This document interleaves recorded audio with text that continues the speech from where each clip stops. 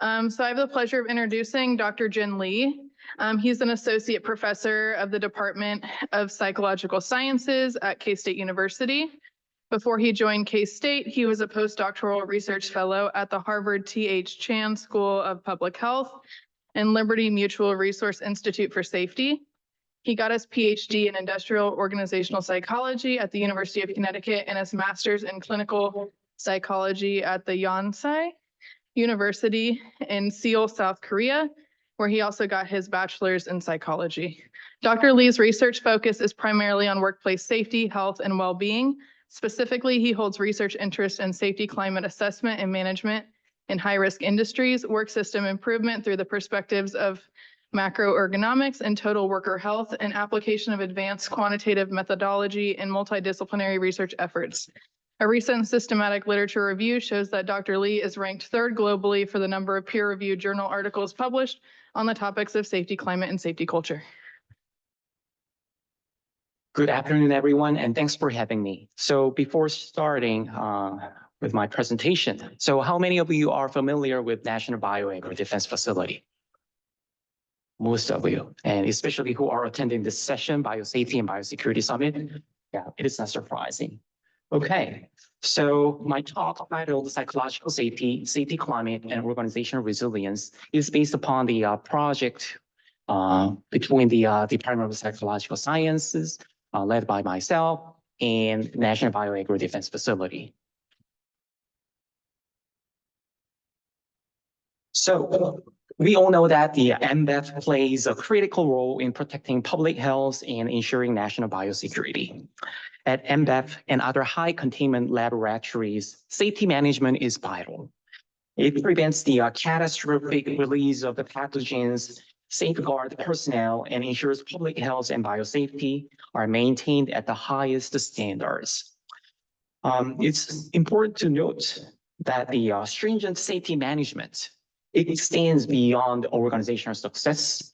It directly impacts the safety and well-being of our communities and societies as a whole. So the final reports of the site-specific risk assessment mandated by Congress was published back in 2010 regarding the discussion about the relocating the Plum Island facility to the Manhattan, Kansas. And in 2012, National Research Council analyzed the report carefully and identified some of the limitations in the assessment. And some risks were understated and certain assumptions were questionable. Importantly, human reliability and personnel preparedness were also inadequately addressed. To improve risk mitigation, the NRC called for stronger organizational oversight and better management of safety behaviors within high-risk environments. And this presentation highlights the importance of organizational, managerial, and behavioral safety management from the perspectives of the industrial and organizational psychology and occupational health psychology.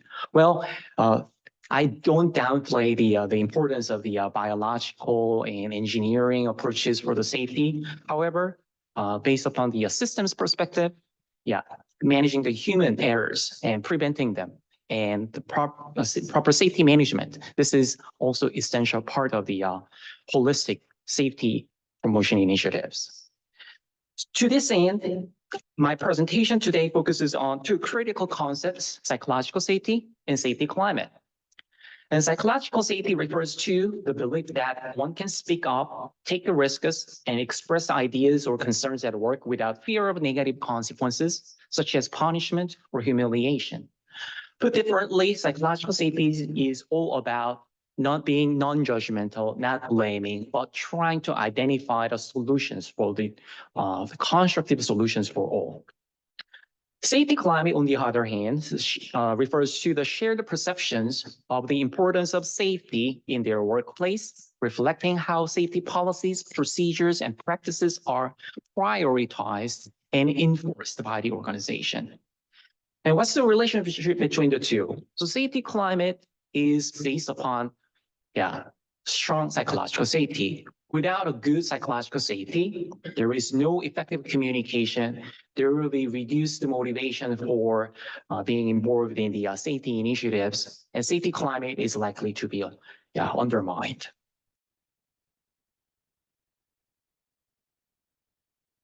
Fostering psychological safety empowers members of an organization to voice concerns about biosafety and biosecurity practices and share ideas about fear without fear of repercussions.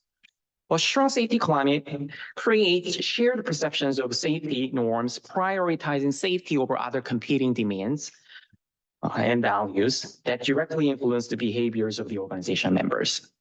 And effectively managing both psychological safety and safety climate is essential for addressing the operational and safety challenges at NBEF and other high containment laboratories. Again, I'm a psychologist, and how many in this auditorium have background in psychology? Oh, none? Yeah, but you may have heard about psychology. Well, let me clarify a bit more on how psychology plays a crucial role in promoting safety within high containment lab environments.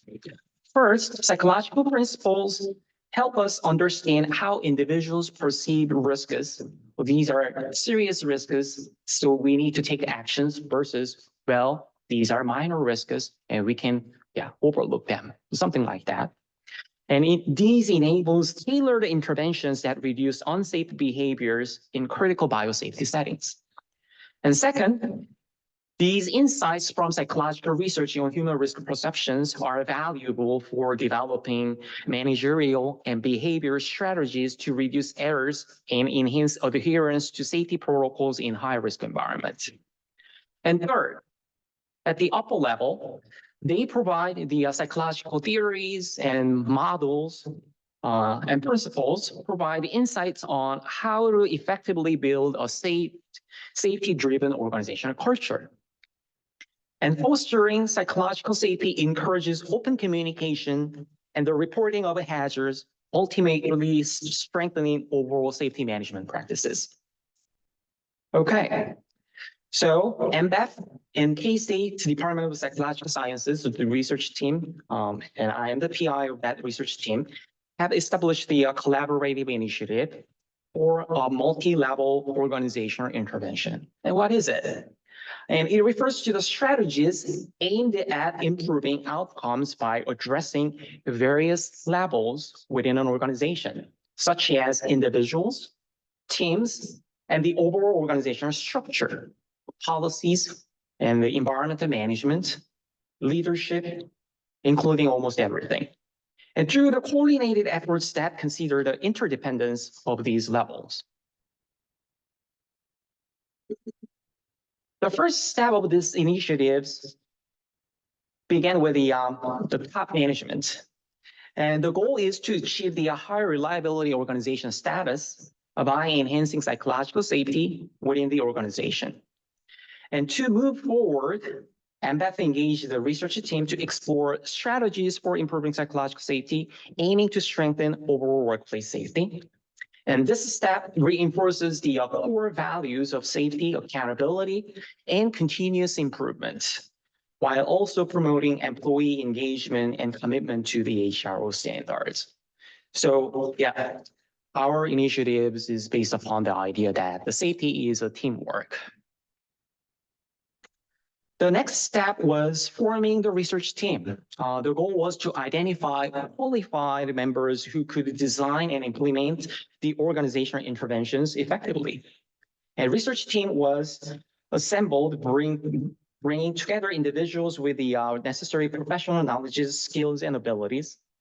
And this ensures the development of an evidence-based toolkit for effectively monitoring and improving psychological safety within the organization. And also, when we are launching this project idea, our research team also aimed for developing the protocol of implementing the multi-level organizational intervention for safety operation of high containment labs. And that is generalizable to the other similar environment. All right. And there were 3 steps to laying the groundwork. And the goal of the step 3A was to construct a general project roadmap outlining the key elements of the organizational intervention program and action plans over time. And to achieve this, a comprehensive review of scientific literature and policies on psychological safety in similar high reliability organization environments was conducted. And this helped ensure the intervention was grounded in empirical data, evidence, and best practices available out there. And the goal of the step 3B was to analyze the organization's needs, concerns, and readiness while also enhancing project awareness. To accomplish this, discussions were held with subject matter experts representing the different units and positions and roles at the NBEF, and taking into account the organizational culture, hierarchical structure, job demands, and availability of the subject matter experts. And these discussions helped refine the approaches and the aligned intervention with the organization's specific context. An inductive coding procedure was used for the qualitative interview data obtained from this procedure to extract key themes. So whether they were truly aware of the importance of promoting psychological safety in their organizations, whether they are familiar with these notions, and whether they are motivated and passionate about this, and what are their concerns. And those understandings were gained. Generally, positive attitudes toward the initiatives were identified. However, some questions regarding the effectiveness of the programs in terms of the feasibility, availability, and continuity, and the level of managerial support was also identified. And these became the basis of the crafting the rest of the organizational intervention components. And the goal of the step 3C was to secure commitment from key stakeholders. To achieve this, a series of the meetings were held with key stakeholders, including top management and other leadership and administrative positions and other researchers, and to ensure their active involvement and participation throughout the processes. And this engagement is crucial for ensuring the success and sustainability of the intervention. Yeah, the organizational intervention is different from individual training or individual level intervention, because it should entail the involvement of the all the different levels of the organization and different systems of the organization, like a structure, hierarchy, norms, values, and policies, and communication channels and methodologies. Yeah, these are all playing key roles. So we wanted to make sure that the alignment of these components. And step 4, and the goal of the step 4 was the to survey organization members before implementing any policies in organizational learning sessions, which are the main components of the intervention. And to achieve this, psychometrically validity surveys were identified and distributed and administered to assess baseline psychological safety levels and related organizational variables, including safety climate, error disclosure culture, and counterfactual sharing. And data was then analyzed, and the results, along with the interpretations and managerial insights, were shared to inform the next step. So we created a comprehensive report based upon the baseline assessment, showing their scores, standard deviation, distributions, which scores are high or has room for improvement, and what actions can be considered. And these comprehensive report was created and shared. And serving as a baseline assessment, this helps the project team set a realistic goal for the psychological safety and safety climate improvement, because one of the primary goals of this project was to assess psychological safety and improve it. But understanding what is the baseline psychological safety level at NBEF is critical. So it served as a baseline. And overall, an acceptable to satisfactory levels of psychological safety and safety climate was found. However, notable variations in the perceptions of organization members were identified as well, along with the opportunities for improvement. And the next step, step 5, involves the first components of the first main components of the organizational intervention, which was psychological safety policy development and dissemination. To achieve this, the team benchmarked the policies from the other HROs and private and government entities dealing with high risks. And examples include fire services and first responders organizations and other BSA-4 or high containment labs, IAEA, and NASA.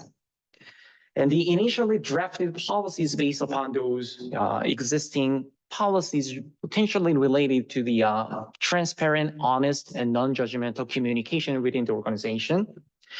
And then it iteratively updated and refined through the close collaboration between the research team and top management and other leadership at NBEF, ensuring it aligns with the organizational needs and best practices.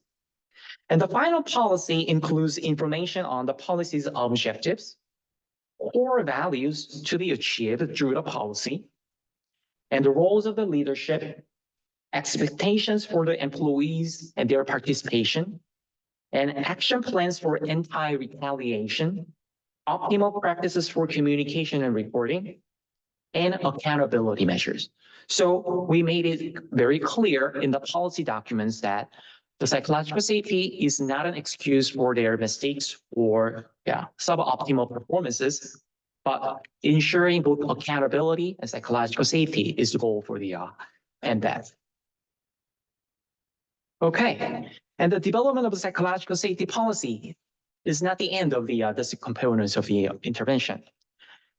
Dissemination of it and effective communication of this policy throughout the time is critical. So policy was disseminated through multiple internal communication channels to all organization members and affiliated staffs. In fact, one member of my research team, who is an All-Rise Fellow, has been making regular visits to NBEF, collaborating with the steering committee and safety personnel to facilitate the policy dissemination processes, addressing some questions, providing some feedback, and taking part in the other safety training programs there. And the goal of the dissemination was to inform various stakeholders about the policy and its implications.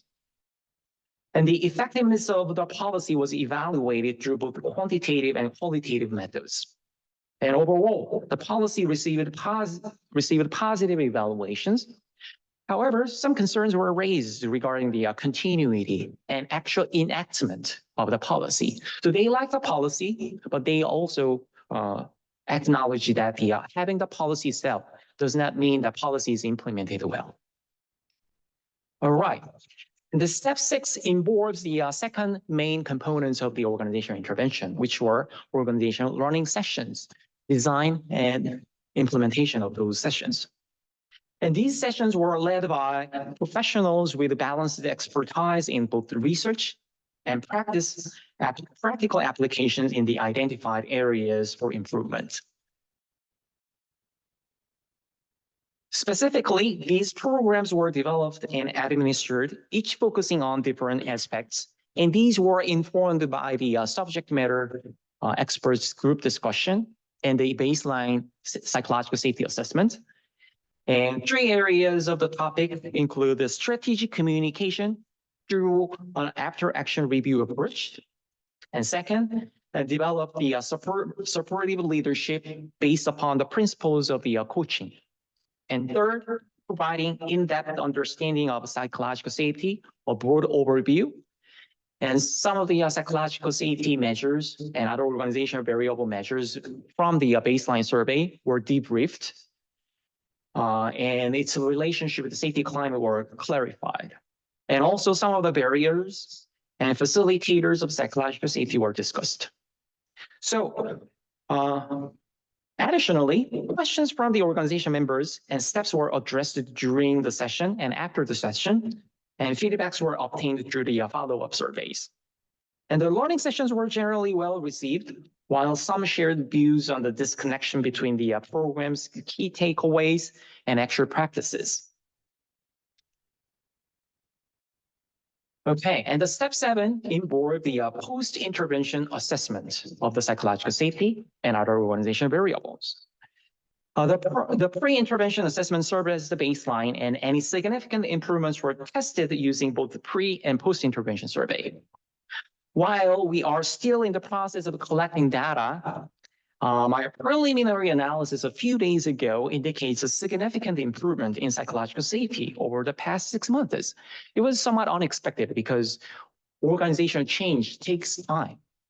And especially if it is focusing not just on individuals' specific behavior, but the shared perceptions about the organizational culture and climate.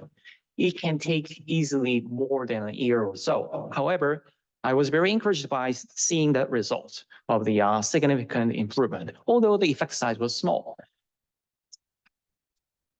And the goal of the next step, step 8, was to ensure continuous and spontaneous monitoring of psychological safety and related variables. To achieve this, project outcomes will be communicated and ongoing monitoring will be facilitated through an online platform.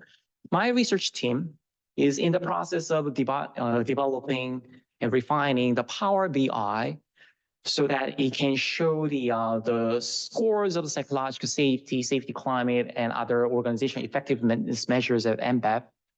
And this can be communicated with the organization members.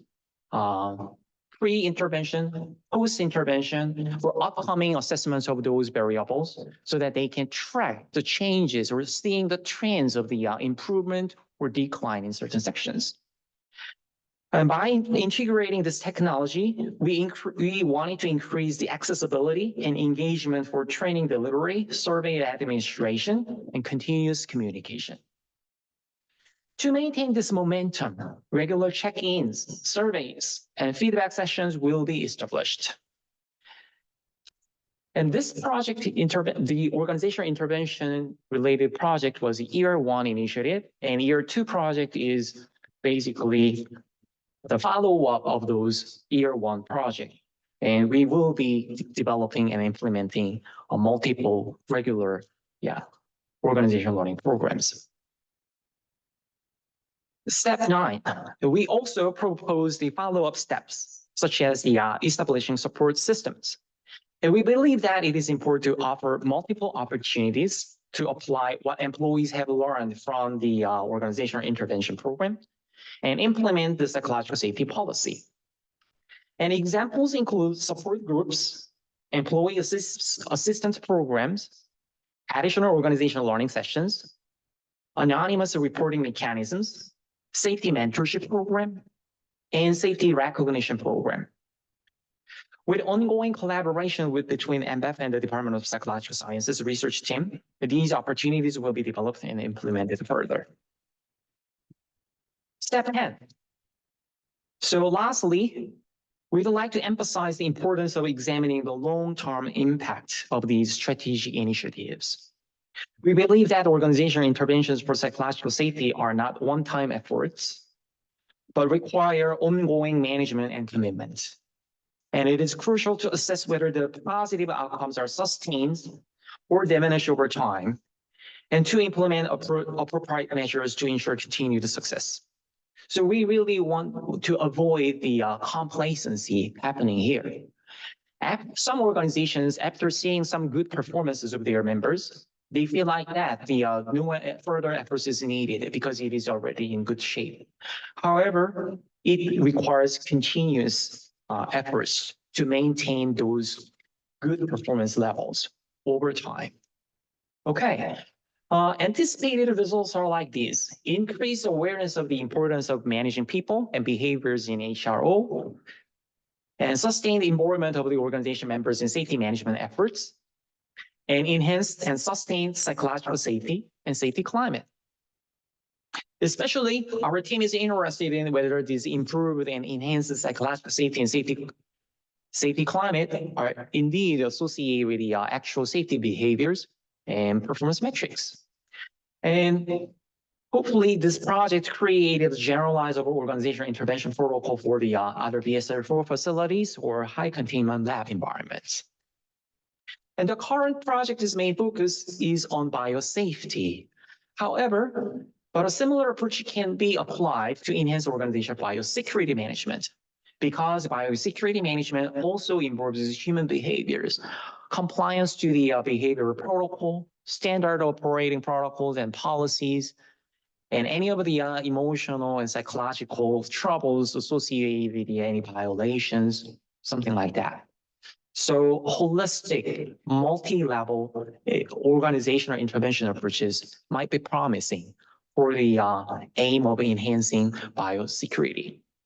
Incorporate advanced technologies such as machine learning and artificial intelligence for risk identification and program evaluation is what we are aiming for the future collaboration. And also, we want to foster community involvement to improve emergency preparedness and resilience against biotechnical hazards. So let me conclude my presentation with this remark, which is the integrated insights from James Risen, Sidney Dekker, and Nancy Levison. But safety is not merely the absence of accidents or failures. It is an emergent property of complex systems arising from the interactions between people, processes, and technologies within organizational context. So I believe that the human behaviors are what that connects technologies, good environmental components, policies, and goodwills, or something like that. So through the optimal management of the safety behaviors, the initiatives aimed at enhancing biosafety in the high-risk environments will be more viable. And I'm open to any questions or your feedback. So, sure, Rachel. I have two questions for you. First question, the model that you're making for INVAP, is there a way to create a general lab model that can be used outside of high containment? And then second question, maybe like they can answer together. Do you think a place like K-State can become an HRO with a decentralized unit of labs?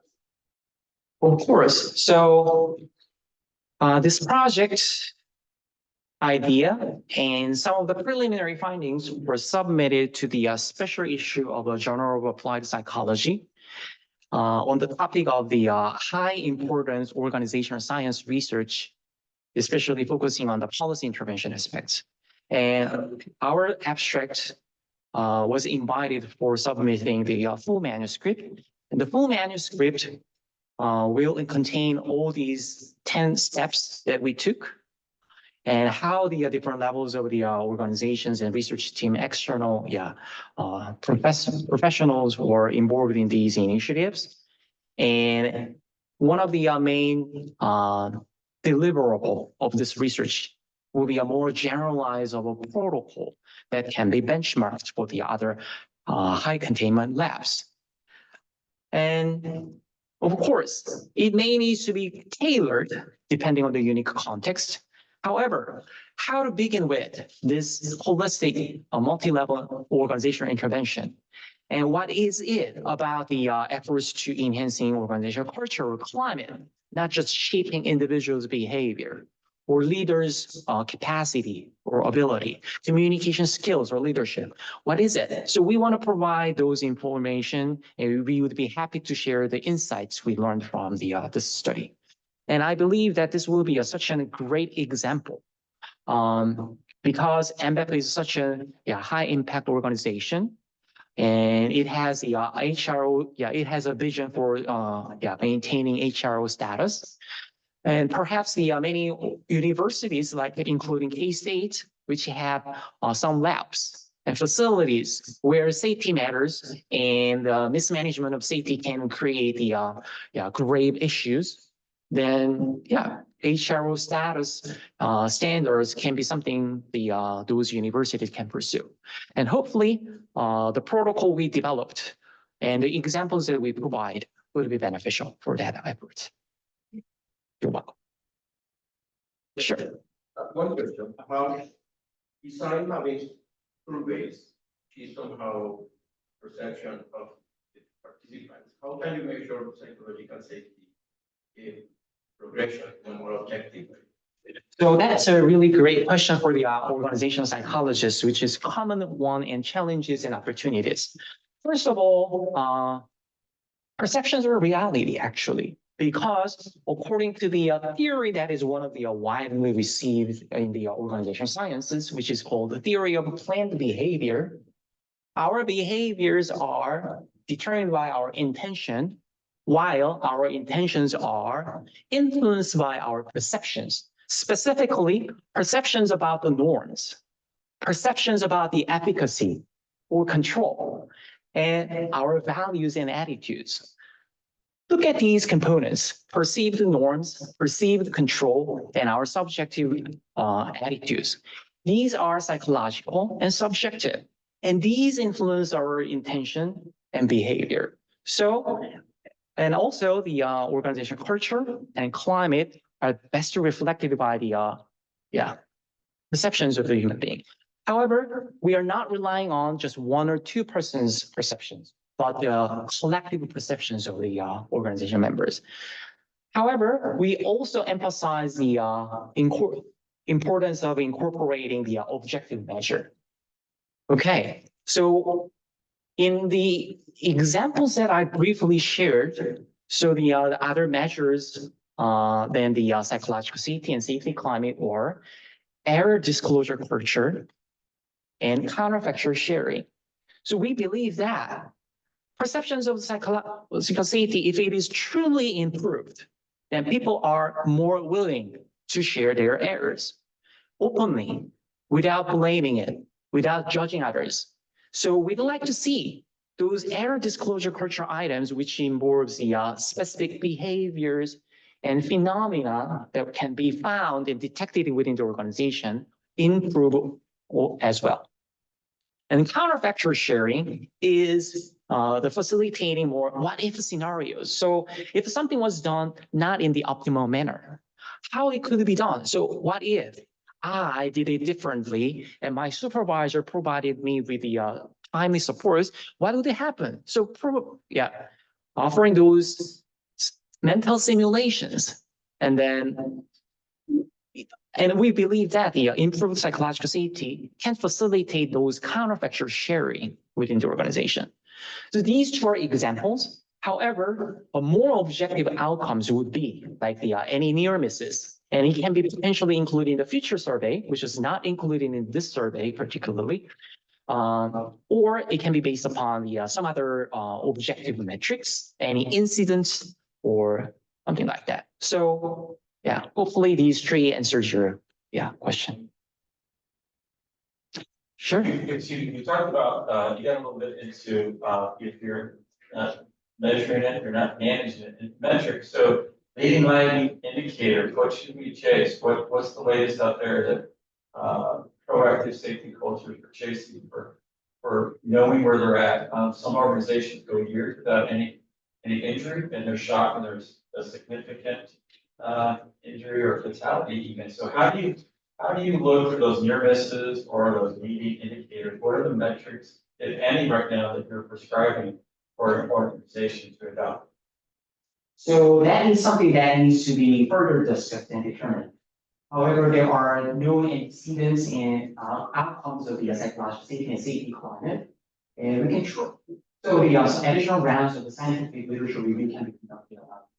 That's the surrogate measure. And one of the challenges as a safety scientist is that the frequency of some major accidents and injuries in most organizations, even in the one of the most hazardous industries, it is not happening every day, and it may take time until some of the dangerous behaviors will eventually lead to the major incidents and accidents.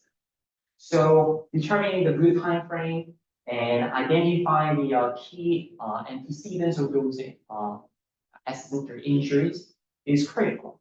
However, one of the reasons why our research team focused on the psychological safety and safety climate is that several meta-analysis consistently indicating that safety climate is the strongest leading indicator of the organizational safety outcomes. So it is not whether we have the accident or injury yesterday or 10 years ago or 5 years ago, something. Many of you heard about the BP incidents with the Gulf of Mexico. And it was right after they celebrate the lack of the accidents and injury for the past several years, something. So these might not be the best indicator and antecedents of the safety outcomes. However, researches with the 1 year, 2 year, 3 year intervals, safety climate at the organization might be one of the leading indicators of those safety outcomes. So that is why we decide to focus on that. And relationship between psychological safety and safety climate, once again, we believe psychological safety should be the established first to enhance safety climate. So this is a mediation relationship, and psychological safety and safety climate will be improved and negative outcomes can be prevented. So that's our assumption. However, alternative metrics that are more objective, trackable, and how to assess them in a more objective manner, being less intrusive, that is the challenges for our research team as well. So, yeah.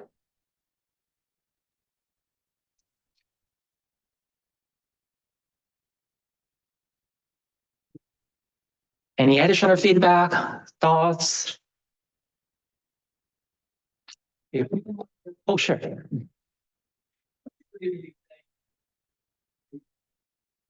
selection process plays in this role in terms of what data sets are look at it. There's the front end HR selection process that is checking for one's propensity to. Okay. Another excellent question. So if we select those who care about safety, then the organization will be safe. Is that true? Yes and no. And it is because if the organization does not have the robust safety climate or culture, then even though those who initially at the selection phase had the higher standards and expectations about the safety performances, may not likely to behave according to their initial beliefs and norms, because they know that, well, in this organizations, it is okay to cut corners. It is okay to skip some of the protocol. Then norm setters will be the organization incumbents. The newcomers, although at the initial stages, they have the higher expectations of safety, their behaviors and norms might be compromised. So the goal is the management, I believe. However, selection can be a strategic management plan as well. So those who are more willing to learn, those who are more willing to contribute to the safety and health, these can be considered, but how it matters, but for the how, I do not have those clear answers, but there is a theory in organizational science called the attraction, selection, and attrition. So if an organization like MBAC is really explicitly making clear that safety is key, is a key norm and value in the organization, and those who relatively underestimate the value and utility of safety will be less likely to be attracted by the team. And that is really, or other high containment lab have been emphasizing the safety, even in the presence of the other competing demands like productivity and timeliness and effectiveness, or anything else. Safety is prioritized. If they are seeing it and everyone is viewing it, then everyone will comply with those practices and norms within the organization. Someone who don't like this culture, which extremely emphasizes safety, then they are likely to leave the organization. That is the gist of the attraction, selection, and attrition model. So I believe at the center, there is the safety management, and high quality safety management is at the center. And they are likely to incorporate any components that can identify the candidates' willingness to support and contribute for the safety. Whether they are willing to take the opportunities to proactively showing their safety values and norms. So these can be included in their HR systems and training include the safety topics and regularly. And it is not just the trainings that need to be there, and we provide those training, but the more engaging and more creative and innovative and participatory approaches and then, yeah, safety of the organization in general really maintain the heart. So that is my answer. Hopefully it is helpful. Sure. So I think this is a great opportunity with a brand new high reliability organization to look at this. And in fact, so you're doing this project with psychological safety, but are there plans to expand and then look as NDAS gets started up and is like full on doing research to evaluate how that has affected the risk perception and human reliability and safety culture? Will there be ongoing aspect to this project? So once again, we wanted to make it as an exemplary practices of the design and implementing the multi-level organization implementation for promoting psychological safety and safety climate within the high containment environment. But at the same time, we wanted to extract some of the generalized components, and we want to make it a protocol that can be applied to other high hazard industries, not necessarily each other. So that is our goal. So in a nutshell, to recap, it began with the stakeholders initiative. Safety is important, and primarily the role of the top management is free. As they understand it, what they can do, probably they can reach out to some of the private concerns or other research organizations, but yeah, we just want to provide an example as a research, as a potential consultant and collaborator. And also, we emphasize the importance of assessing the organization's readiness and organization's unique needs and concerns. And these will inform the tailored program components of the intervention. And we wanted to make sure it is not just the individuals of the organizations who are the target of those intervention, but the leadership and the organization systems.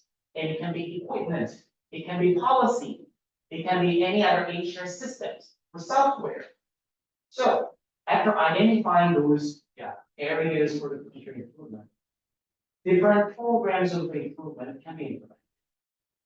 And all those things will be communicated back to the management and leadership and other employees.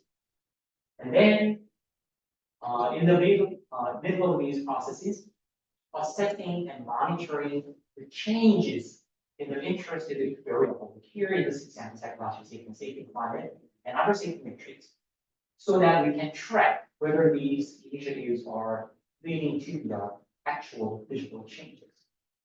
And then follow-up plan. So how to solidify these improvements over time and what can be done in the situations of uncertainties, unexpected occurrences of incidents.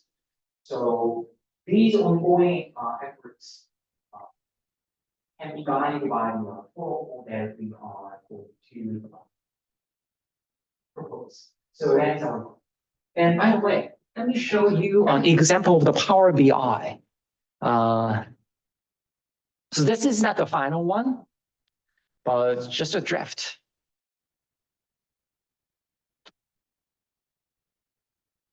Yep, score distribution. These are the mock-up results, not the actual ones from MDEF. But the score ranges and what those scores actually mean. And these guidelines can be offered. They can select some of the variables they are especially interested in. And then if it was accessible over time, they can track changes. So yeah, they can select the variable. So which has been on the rise, which has been on the decline, which was stopped or something like that. And then at the end of this Power BI, the interactive online communication tool, there can be some of the suggestions that can be considered depending on those scores. So anyway, we would like to offer the various ideas and options that can be considered for the any hazardous organizations, including high containment lab. And I would like to thank you this opportunity a lot. And I know that the biosafety and biosecurity, truth be told, it is not my area. However, in terms of the safety promotion and safe injury prevention and accident prevention, yeah, there is some overlap. And this opportunity can hopefully facilitate more interdisciplinary collaboration between the departments and disciplines, and more effectively managing the safety and health in these organizations. Thank you for your time. Yeah.